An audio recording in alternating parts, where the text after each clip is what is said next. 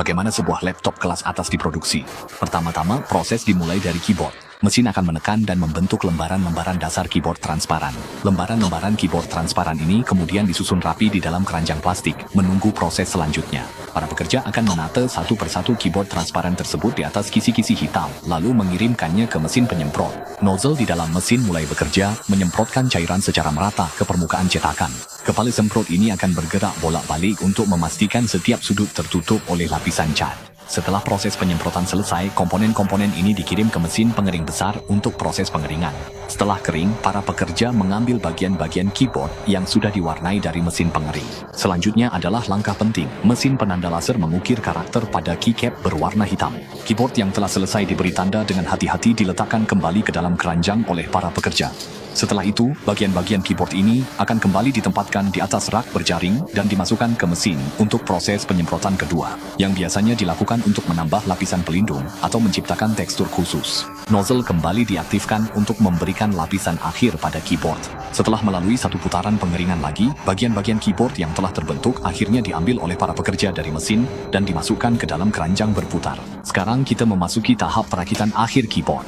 Para pekerja mulai merakit berbagai bagian keyboard di jalur perakitan. Mereka dengan terampil menempatkan berbagai komponen kecil ke dalam struktur kisi-kisi keyboard. Beberapa bagian yang presisi harus dipasang secara manual oleh pekerja untuk memastikan ketepatan. Sementara sebagian besar pekerjaan perakitan dilakukan oleh mesin-mesin yang sangat otomatis, sehingga efisiensinya sangat tinggi. Pekerja memasukkan komponen dan rangka keyboard ke dalam mesin. Komponen yang dilengkapi bantalan karet putih ini adalah kunci untuk memastikan kenyamanan saat menekan tombol. Di dalam mesin, proses perakitan yang rumit sedang berlangsung. Selanjutnya, para pekerja mulai memasang satu persatu keycap ke keyboard secara manual. Setelah pemasangan selesai, pekerja akan memeriksa setiap tombol dengan cermat untuk memastikan semuanya terpasang dengan baik dan tidak ada cacat. Keyboard yang telah dirakit akan dibawa ke stasiun pengujian tekanan dan tinggi, yaitu tahap pemeriksaan khusus. Pekerja meletakkan keyboard di mesin penguji, di mana mesin tersebut menggunakan probe presisi untuk memeriksa tekanan dan tinggi setiap tombol satu persatu.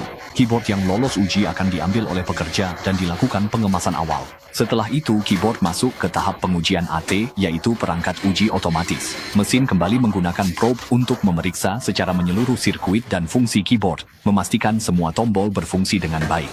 Meskipun demikian, pekerja tetap melakukan pemeriksaan akhir pada tampilan luar. Jika ditemukan komponen yang cacat, pekerja akan segera memperbaikinya dan melakukan pembersihan terakhir pada keyboard. Di stasiun AI, yaitu pemeriksaan optik otomatis, pekerja akan memindai kode batang keyboard dan memasukkan informasi ke dalam sistem.